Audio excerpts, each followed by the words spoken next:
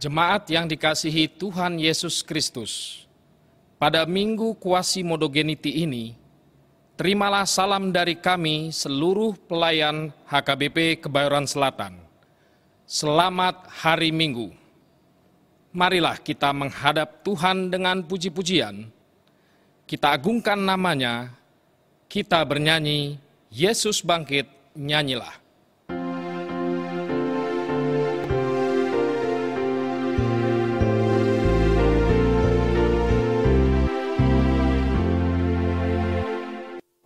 Yesus bangkit, nyanyilah, haleluya. Sungguh mulia harinya, haleluya. Yang disalib Golgota, haleluya. Menebus manusia, haleluya.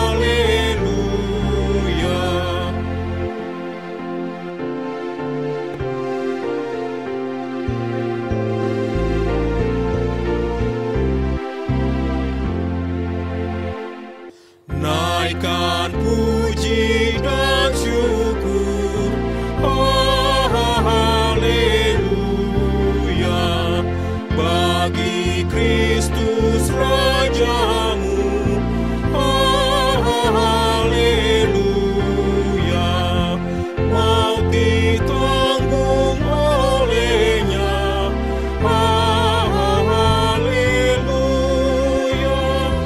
Yang berdosa selamatlah, haleluya.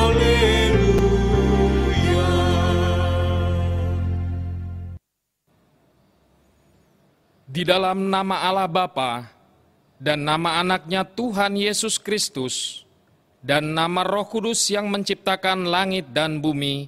Amin.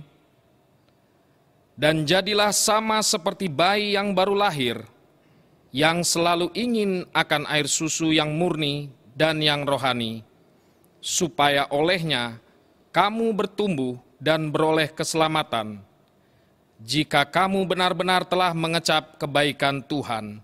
Haleluya. Haleluya, haleluya, haleluya.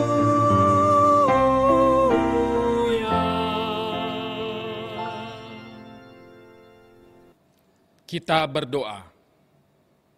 Ya Tuhan Allah yang Maha Pengasih, firman-Mu mengatakan bahwa kami menderita dan mati bersama-sama dengan anak-Mu, Yesus Kristus Tuhan kami, supaya kami bersama dengan Dia di dalam kemuliaan. Ajarlah kami menuruti kehendak-Mu, teguh dalam iman, serta penuh pengharapan akan kebangkitan dan kemuliaan yang kelak Tuhan berikan kepada orang yang percaya kepadamu. Amin. Kita bernyanyi.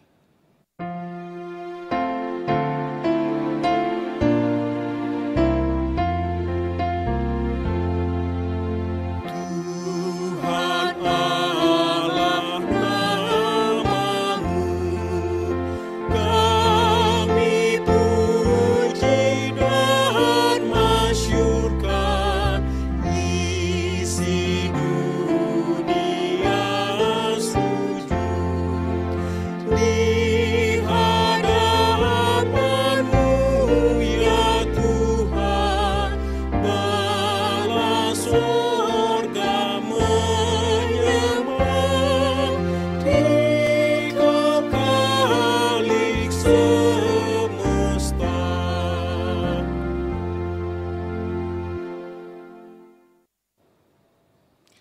Dengarlah hukum Tuhan, yaitu hukum Taurat keempat dan maksudnya. Titah keempat. Ingat dan sucikanlah hari yang dikuduskan itu. Lakukanlah segala pekerjaanmu di dalam 6 hari. Tetapi pada hari yang ketujuh ialah sabat bagi Allah Tuhanmu. engkau tidak boleh bekerja pada hari itu, juga anakmu laki-laki atau perempuan, pembantumu laki-laki atau perempuan, ternakmu, atau orang lain yang berada di tempat kediamanmu. Sebab Allah menciptakan langit dan bumi dan segala isinya di dalam 6 hari. Kemudian ia beristirahat pada hari yang ketujuh. Itulah sebabnya Allah memberkati hari itu dan menguduskannya. Maksudnya adalah kita harus takut serta kasih kepada Allah, sebab itu jangan menganggap rendah akan ajaran dan firman Allah. Hendaklah kita menganggap itu kudus, dan hendaklah kita tekun mendengar dan mempelajarinya dengan gembira. Demikian hukum Tuhan, marilah kita meminta kekuatan dari Allah untuk melakukan yang sesuai dengan hukum-Nya. Ya Tuhan Allah, kuatkanlah kami melakukan yang sesuai dengan hukum-Mu. Amin. Kita bernyanyi.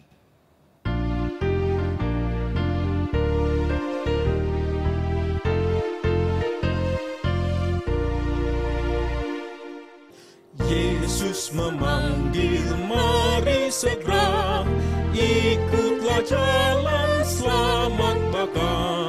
Jangan sesat dengar sabdanya, hai marilah segera.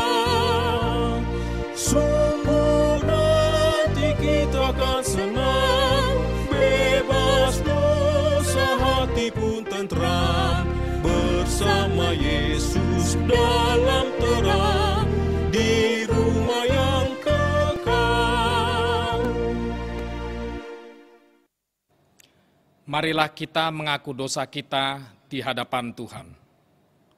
Kita berdoa. Ya Tuhan kami yang Maha Kasih dan Maha Kudus, Bapa kami di dalam Yesus Kristus, setiap kali kami datang ke hadapan-Mu, kami merasa bahwa kasih-Mu sangat kami butuhkan. Karena itu kami datang merendahkan diri hari ini kepada-Mu, dan mengaku bahwa kami sering seperti domba yang sesat, menyimpang dari jalan yang benar. Janganlah Engkau mengucilkan kami dari hadapan-Mu oleh karena dosa dan pelanggaran kami. Karena Engkau tidak menginginkan kematian dari orang fasik, melainkan Engkau menginginkan pertobatannya agar dia selamat. Ampunilah segala kesalahan dan pelanggaran kami dengan perantaraan penghulu kami yang tunggal itu, Anak-Mu Tuhan Yesus Kristus. Tetapkanlah anugerah-Mu bagi kami dengan perantaraan kesaksian dan kuasa Roh Kudus, supaya kami terhibur dan datang memanggil Engkau, dan agar segala perbuatan dan kelakuan serta pikiran kami menjadi kemuliaan bagi nama-Mu yang kudus itu. Amin.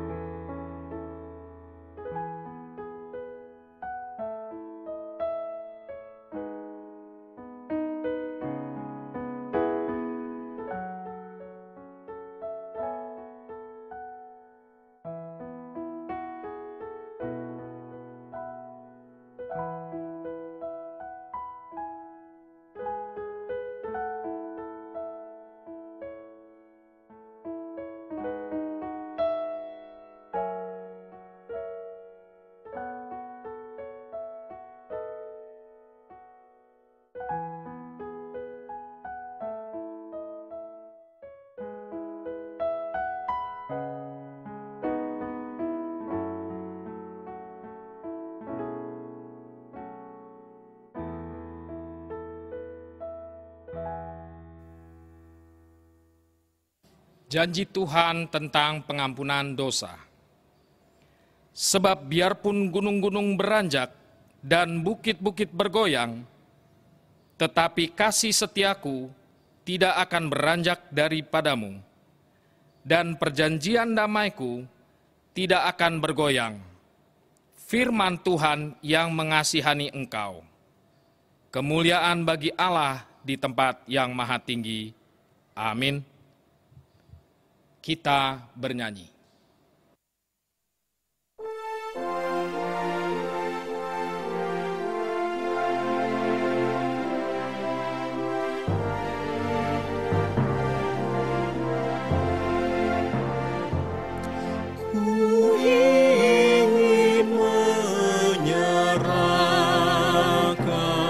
Seluruh hidupku, sekalipun tak layak kepada Tuhanku, ku bunuh keinginan dan hasrat hatiku, supaya hanya Tuhan mengisi hidupku.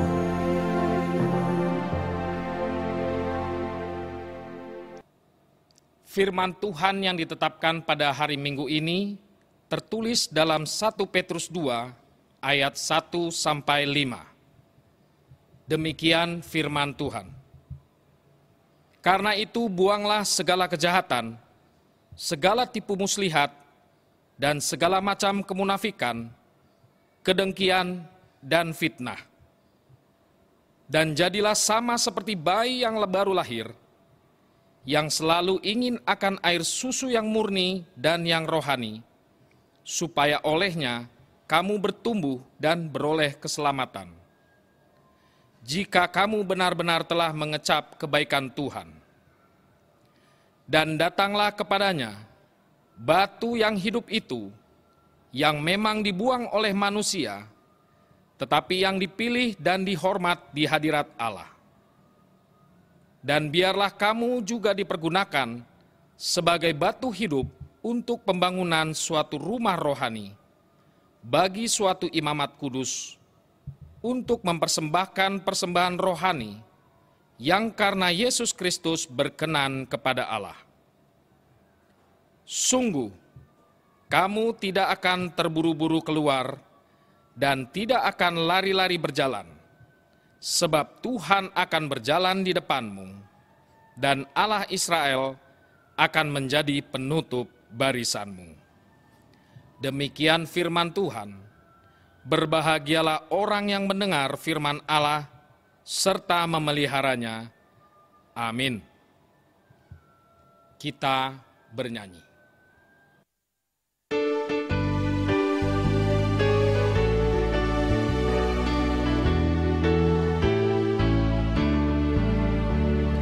Tuhan, Kau gembala kami, tuntun kami domba-Mu.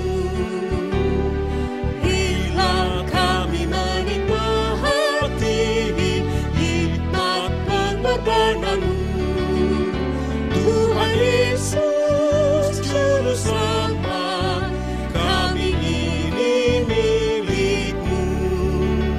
Tuhan Yesus Juru Selamat, kami ini milik-Mu. Marilah kita bersama-sama mengaku iman kepercayaan kita, sebagaimana teman-teman seiman di seluruh dunia. Kita bersama-sama mengucapkannya. Aku percaya kepada Allah, Bapa yang Maha Kuasa, Khalik langit dan bumi. Aku percaya kepada Yesus Kristus, Anak-Nya yang tunggal Tuhan kita, yang dikandung daripada Roh Kudus, lahir dari anak darah Maria, yang menderita sengsara di bawah pemerintahan Pontius Pilatus, disalibkan, mati dan dikuburkan, yang turun ke dalam kerajaan maut.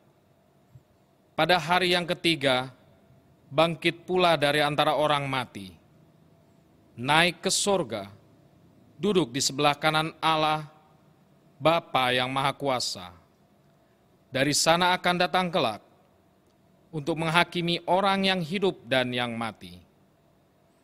Aku percaya kepada Roh Kudus dan adanya satu gereja yang kudus dan am, persekutuan orang kudus, pengampunan dosa, kebangkitan daging, dan hidup yang kekal. Amin.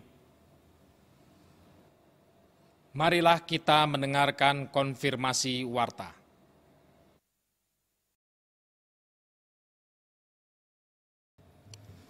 Konfirmasi warta, Minggu tanggal 19 April 2020. Pertama, nama minggu. Nama minggu hari ini adalah Minggu Kasih Modogeniti, yang artinya seperti bayi yang baru lahir. 2. Kegiatan gereja diliburkan. Semua kegiatan gereja masih diliburkan sampai keadaan kondusif dan akan diberitahukan sampai informasi berikutnya. 3. Ibadah minggu. Ibadah minggu dan khotbah sekolah minggu tetap dilayani oleh gereja melalui halaman YouTube HKBP Kebayoran Selatan atau buku acara yang disediakan oleh gereja. 4.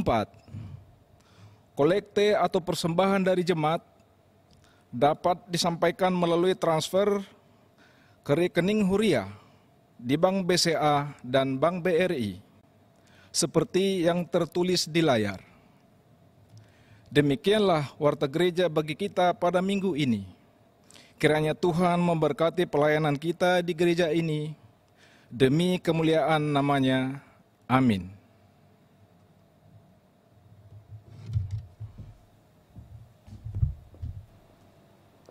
Kita bernyanyi.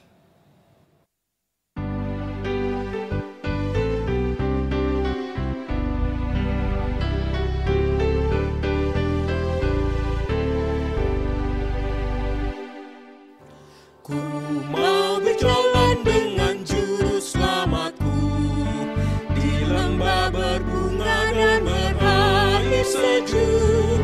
Ya, kemana juga aku mau mengikutnya, sampai aku tiba di negeri Baka.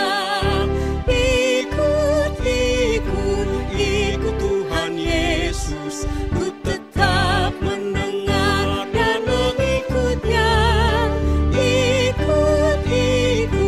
Ikut Tuhan Yesus, ya, kemana juga ku mengikutnya.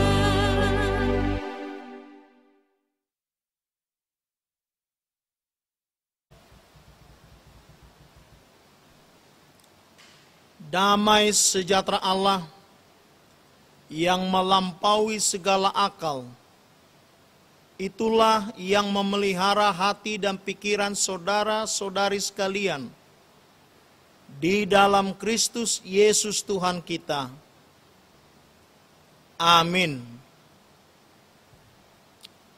Shalom Ibu Bapak, sahabat pemuda-pemudi gereja yang dikasihi dalam nama anaknya Tuhan Yesus Kristus. Firman Tuhan pada Minggu Kasih Modogeniti 19 April 2020 dari kitab Mazmur pasal 42 ayat pertama sampai dengan ayat ke-6. Saya akan bacakan bagi kita semua. Kerinduan kepada Allah. Untuk pemimpin biduan, nyanyian pengajaran Bani Korah. Seperti rusa yang merindukan sungai yang berair, demikianlah jiwaku merindukan Engkau, ya Allah. Jiwaku haus kepada Allah yang hidup. Bilakah aku boleh datang melihat Allah? Air mataku menjadi makananku siang dan malam, karena sepanjang hari orang berkata kepadaku, di mana Allahmu? Inilah yang hendak ku ingat, sementara jiwaku gundah gulana, bagaimana aku berjalan maju dalam kepadatan manusia, mendahului mereka melangkah ke rumah Allah dengan suara sorak-sorai dan nyanyian syukur dalam keramaian orang-orang yang mengadakan perayaan. Mengapa engkau tertekan, hai jiwaku, dan gelisah di dalam diriku? Berharaplah kepada Allah, sebab aku akan bersyukur lagi kepadanya, penolongku dan Allahku. Demikianlah firman Tuhan.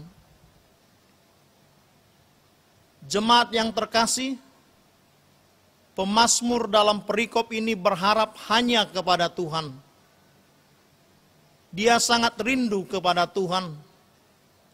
Itu dapat kita lihat dalam ayat 4 dikatakan demikian. Air mataku menjadi makananku siang dan malam, karena sepanjang hari orang berkata kepadaku, di manakah Allahmu? Pada konteks perikop ini, pemazmur dan bangsa Israel sedang dalam pembuangan di kota Babel. Mereka yang terbuang dan diperbudak tentu hidupnya penuh dengan ketertekanan, penindasan, dan keputusasaan. Mereka juga dipaksa untuk beribadah kepada dewa-dewa yang disembah orang-orang Baal, orang-orang Babel. Karena itu mereka mengatakan kepada pemazmur dengan mencemooh dia, di manakah Allahmu? Sungguh ini sangat menyakitkan bagi seorang yang percaya dan bangsa pilihan Tuhan. Ketika orang-orang yang tidak percaya menghakimi, mencemooh mereka dan mengatakan, di mana Allahmu? Celakanya, pemazmur merasa dia sudah ditinggalkan oleh Allah. Seakan-akan Allah absen atas penderitaannya. Allah tidak peduli atas pergumulan dia dan bangsanya. Karena itu ibu bapak saudaraku yang terkasih, ada 3 tokoh dalam Alkitab menceritakan bagaimana mereka merasakan Allah meninggalkan hidup mereka seperti yang dialami oleh pemazmur dalam perikop ini. Yang pertama adalah Raja Daud, raja yang telah dipilih oleh Tuhan untuk menggantikan Raja Saul ini. Pernah dalam satu hidupnya dikelilingi oleh musuh, dibenci oleh keluarganya, dan tidak disukai oleh orang-orang yang pernah dilayani dan dia menangkan. Pemazmur dalam Mazmur 63 ayat 2 kutipan Raja Daud pernah mengatakan, ya Allah, Engkaulah Allahku, aku mencari Engkau, jiwaku haus kepadamu, tubuhku rindu kepadamu, seperti tanah yang kering dan tandus, tidak berair. Demikianlah keputusasaan Raja David. Dia merasa Allah meninggalkan dirinya. Demikian juga dengan Ayub. Dalam Ayub 23 ayat 8-9 dikatakan demikian. Sesungguhnya aku berjalan ke timur, ia tidak di sana. Atau ke barat, tidak kudapati dia. Di utara ku cari dia, ia tidak tampak. Aku berpaling ke selatan, aku tidak melihat dia. Ayub merasa frustasi karena dia merasa orang yang taat dan takut pada Tuhan. Tapi pencobaan itu begitu berat, di mana anak-anaknya mati, harta bendanya ludes terbakar, istrinya meninggalkan dia, sahabat-sahabatnya menghakiminya. Sehingga Ayub sampai pada sebuah kesimpulan, seakan-akan Allah meninggalkan dia. Bahkan Tuhan Yesus Kristus dalam contoh ketiga ini, dalam pengorbanan Via Dolorosa di Kalvari, Bukit Golgota di kayu salib untuk menebus dosa-dosa kita semua, Dia mengatakan dalam penderitaan yang amat sangat, Eli, Eli lama sabatani, Allahku, Allahku, mengapa engkau meninggalkan aku? Matius 15 ayat 3 sampai 4. Sungguh ini sebuah penderitaan yang sangat mendalam. Sungguh ini sebuah suara nyaring yang disampaikan manusia Yesus Kristus, bahwa Allah meninggalkan dia dalam penderitaan di kayu salib. Saudara-saudaraku yang terkasih dalam nama anaknya Tuhan Yesus Kristus, kita bisa saja memiliki pengalaman seperti yang dialami oleh pemazmur, Raja Daud, Ayub, dan Tuhan kita Yesus Kristus.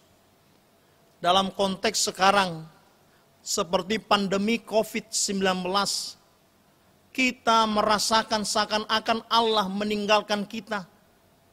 Untuk pertama kalinya kita beribadah Jumat Agung, tidak melayani, tidak menerima perjamuan kudus.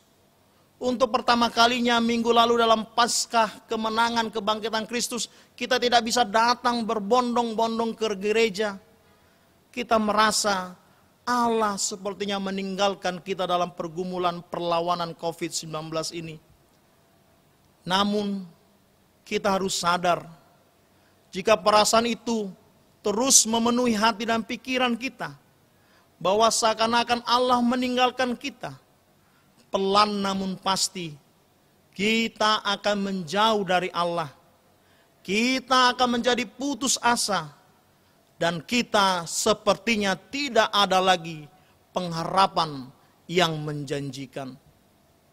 Saudara-saudariku yang terkasih dalam nama anaknya Tuhan Yesus Kristus, firman Tuhan pada minggu pagi hari ini menjawab pertanyaan dan rasa khawatir kita. Di manakah Allah? Di manakah sesungguhnya Allah berada? Seperti air yang sangat penting untuk kehidupan jasmani kita, demikianlah Allah dan kehadirannya sangat penting untuk kepuasan, kedahagaan, dan kepenuhan tubuh kita.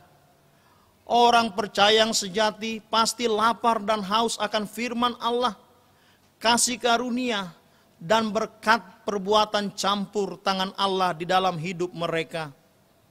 Tuhan Yesus berkata dalam Matius 5 ayat 6, berbahagialah orang yang lapar dan haus akan kebenaran, karena mereka akan dipuaskan. Orang percaya yang setia dan terus merasa dahaga dan mencari Allah, pasti tidak pernah dikecewakan. Sebab Tuhan ada untuk mendengar pergumulan keluh kesah mereka. Tuhan berjanji dan pasti menjawab doa-doa setiap orang percaya. Yang pasti sahabat-sahabatku, jangan pernah putus asa.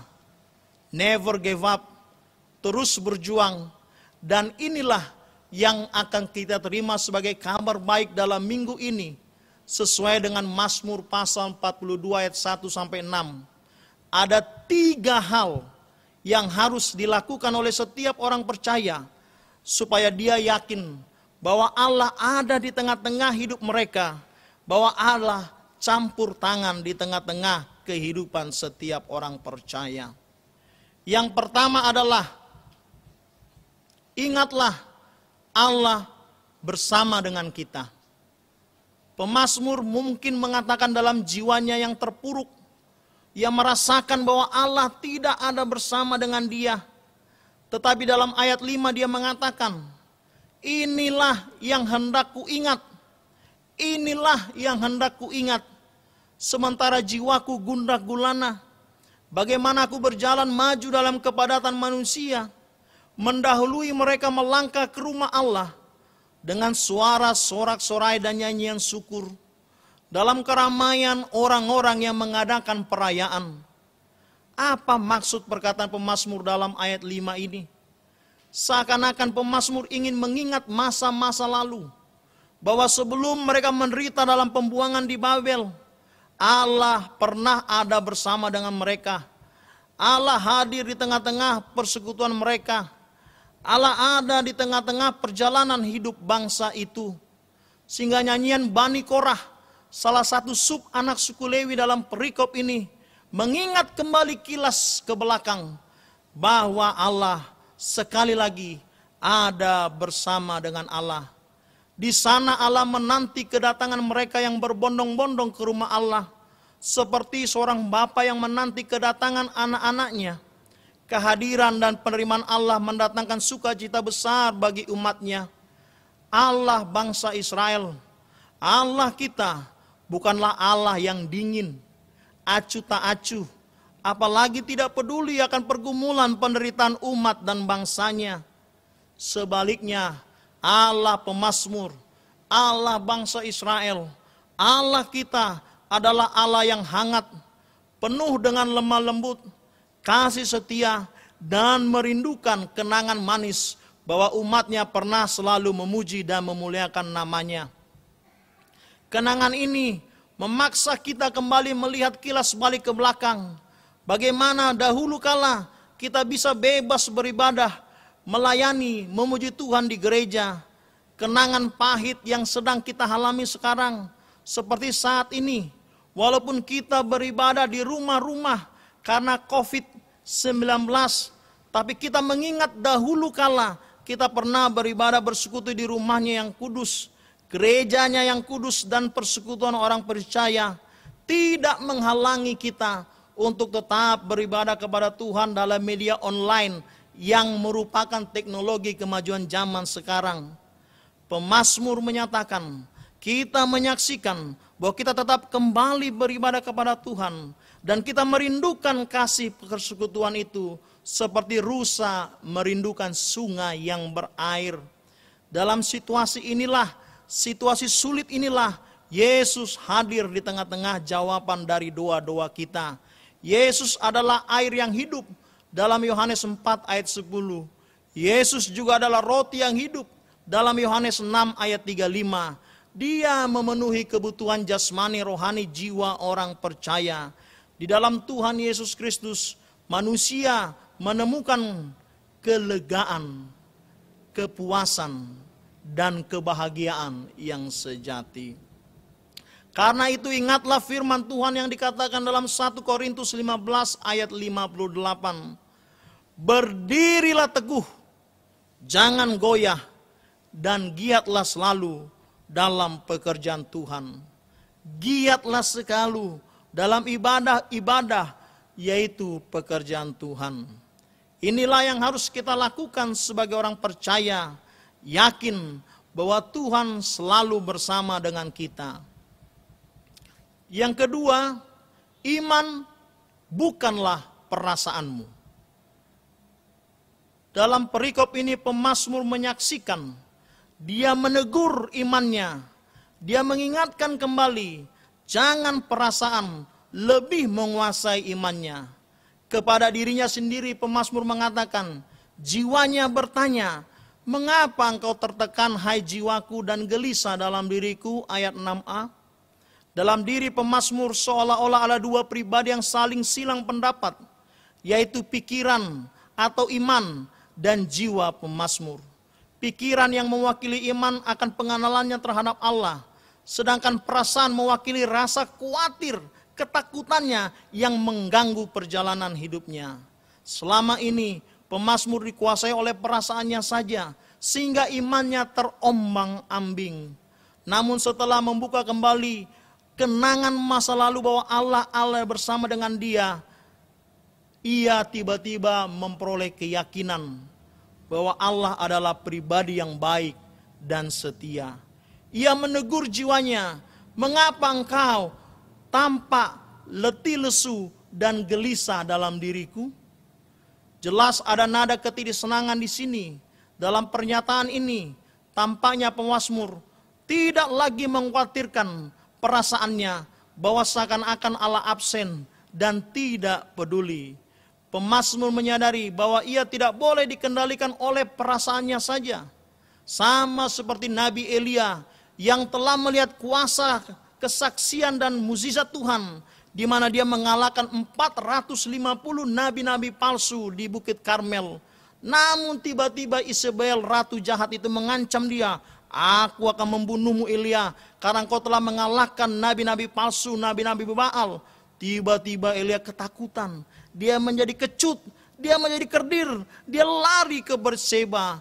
Dia lupa, baru saja dia melihat kuasa Tuhan yang mengalahkan nabi-nabi Baal. Baru saja dia melihat api surgawi membakar korban persembahannya tanpa ada minyak urapan. Sangat-sangat mengecewakan. Pikiran, keraguan, kekhawatiran Nabi Elia mengalahkan imannya. Saudara-saudaraku yang terkasih, dalam firman-Nya Tuhan berkata dalam Ibrani 13 ayat 5, aku sekali-kali tidak akan membiarkan engkau, dan aku sekali-sekali tidak akan meninggalkan engkau. Saya katakan dan ulangi sekali lagi, aku sekali-kali tidak akan membiarkan engkau, dan aku sekali-kali tidak akan meninggalkan engkau. Pernyataan firman Tuhan ini sangat melegakan, sangat mendeguhkan kita semua dalam pandemi COVID-19 yang kita alami sekarang.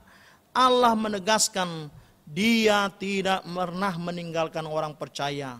Karena itu, jika imanmu menguasai rasa khawatirmu, yakinlah kita akan berjalan berdiri teguh dan Tuhan selalu ada bersama dengan kita. Ketiga, harapan hanya kepada Allah sebagai penolong yang sejati. Dalam hal yang ketiga ini pemazmur membangkitkan, mengkritisi dirinya dengan imannya. Kembalilah bahwa harus berharap lagi kepada Allah sebagai the only one, penolong sejati dan satu-satunya. Pemazmur tiba-tiba menghadapi sebuah pergolakan hidup yang baru dan semangat yang baru.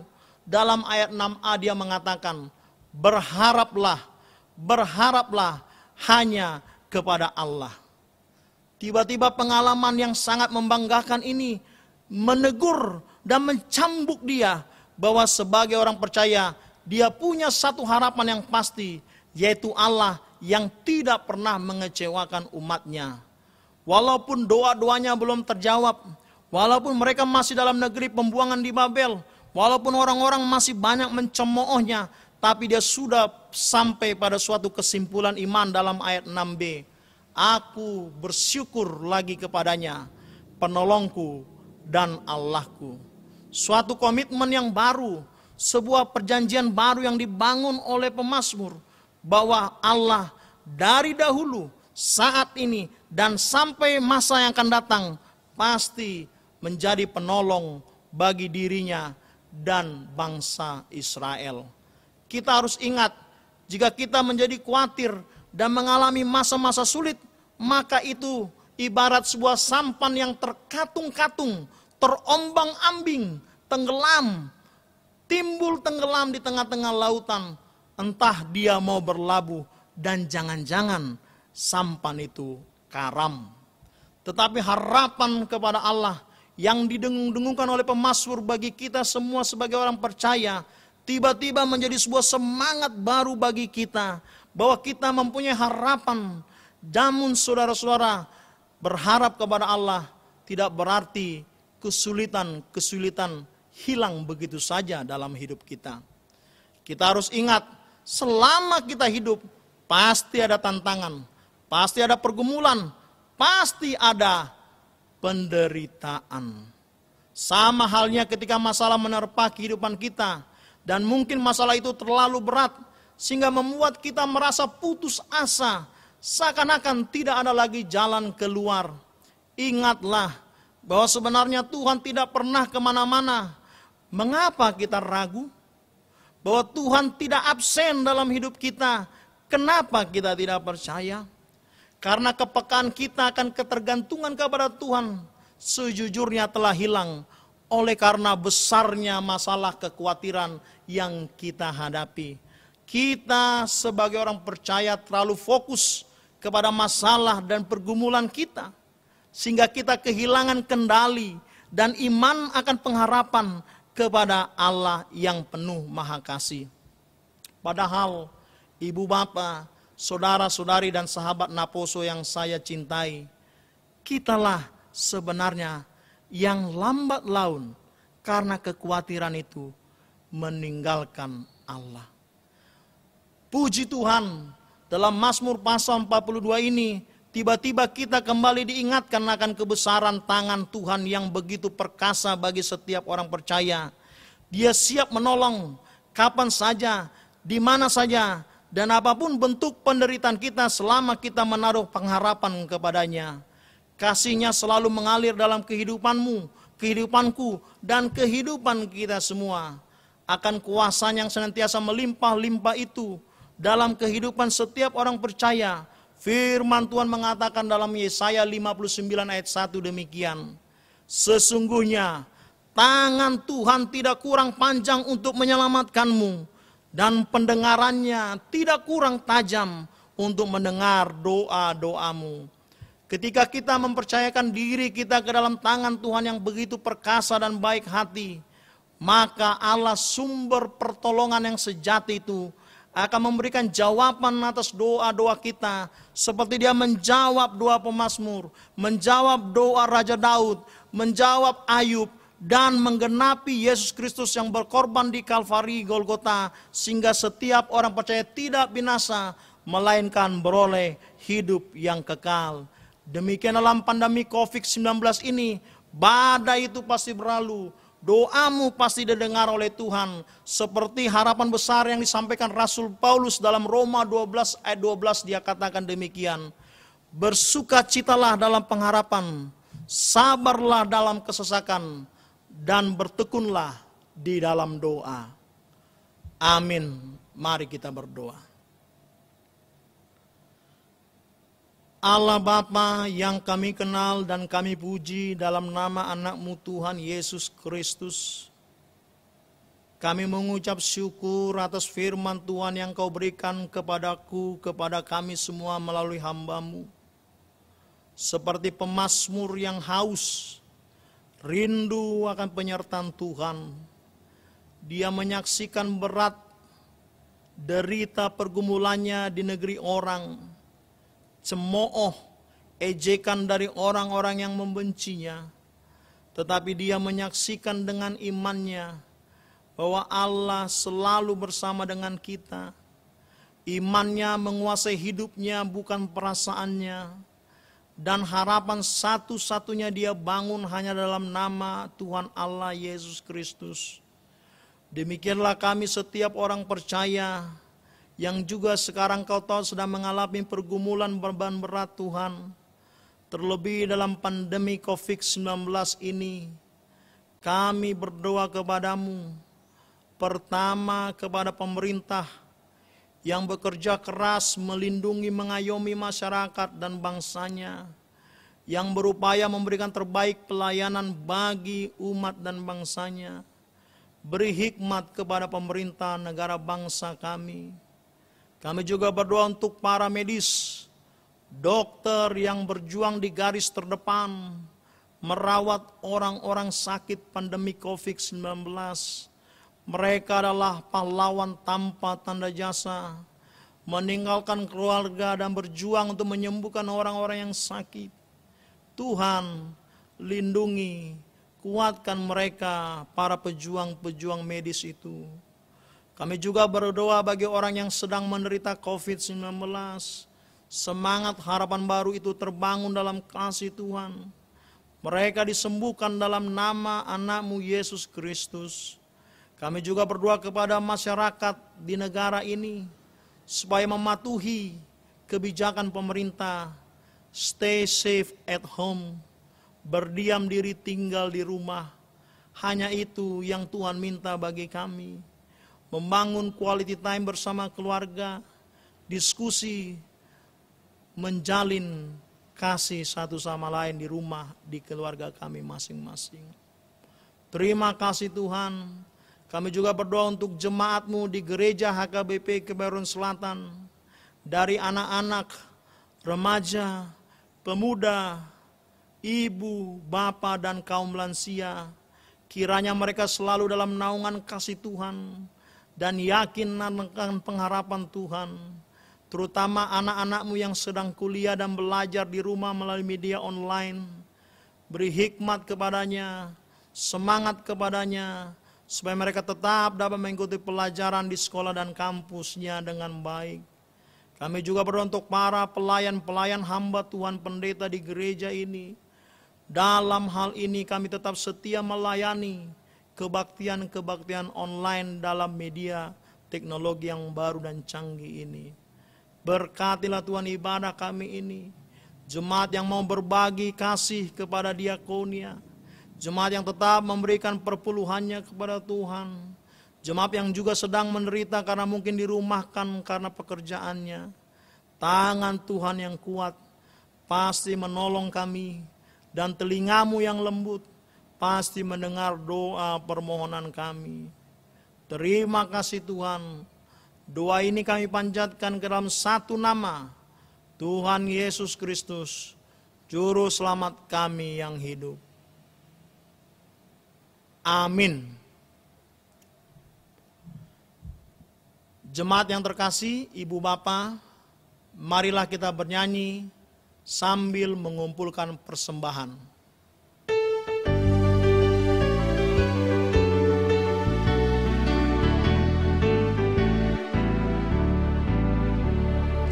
Ikuti kau saja Tuhan, jalan damai bagiku.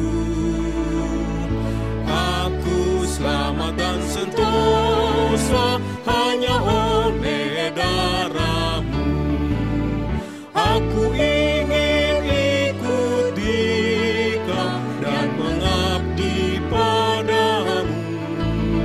Dalam Dikau Juru Selamat, ku bahagia penuh.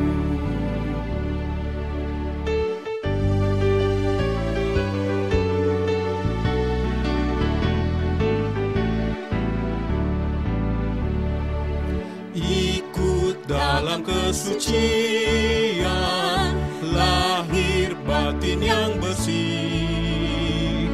Aku rindu mengikuti suri yang Engkau beri.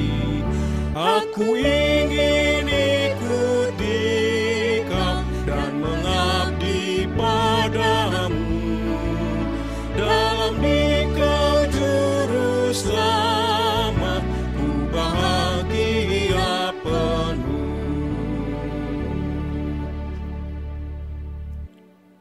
Marilah kita berdoa untuk menyerahkan persembahan kita kepada Tuhan.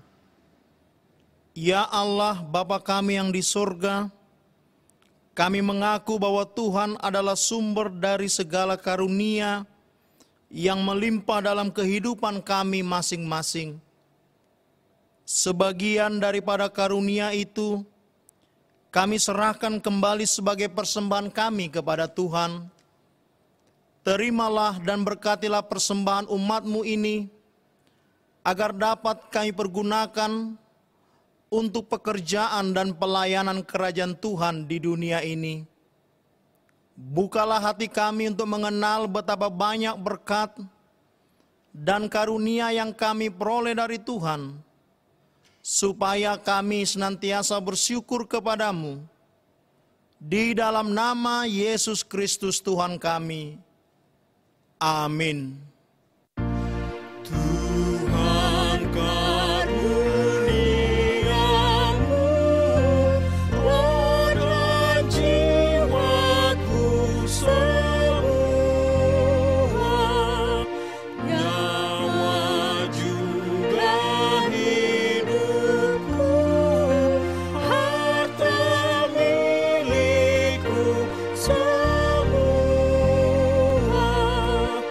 ku serahkan padamu untuk selama-lamanya. Bapa kami yang di sorga, dikuduskanlah namamu, datanglah kerajaanmu, jadilah kehendak-Mu di bumi seperti di sorga. Berikanlah kami pada hari ini makanan kami yang secukupnya, dan ampunilah kami akan kesalahan kami, seperti kami juga telah mengampuni orang yang bersalah kepada kami. Dan janganlah membawa kami ke dalam pencobaan, tetapi lepaskanlah kami daripada yang jahat. Karena Engkau punya kerajaan dan kekuasaan dan kemuliaan sampai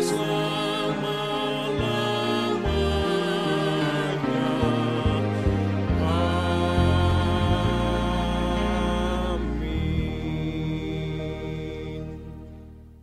Terimalah berkat Tuhan. Tuhan memberkati engkau dan melindungi engkau.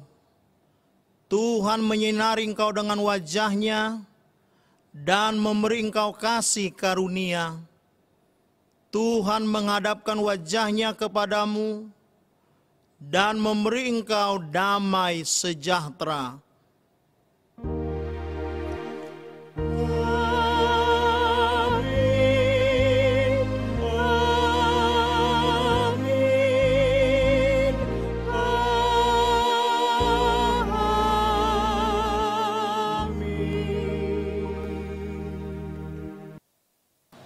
Selamat Hari Minggu 19 April 2020. Tuhan Yesus memberkati.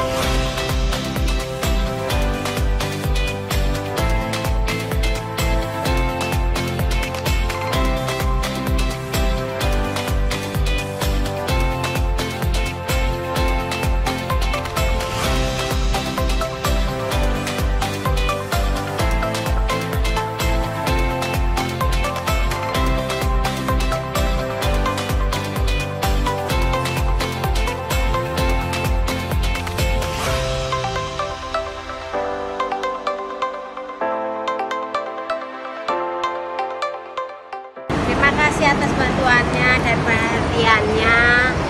Semoga Tuhan memberkati. Kami tidak bisa membalasnya, Tuhan yang membalas kebaikannya. Terima kasih.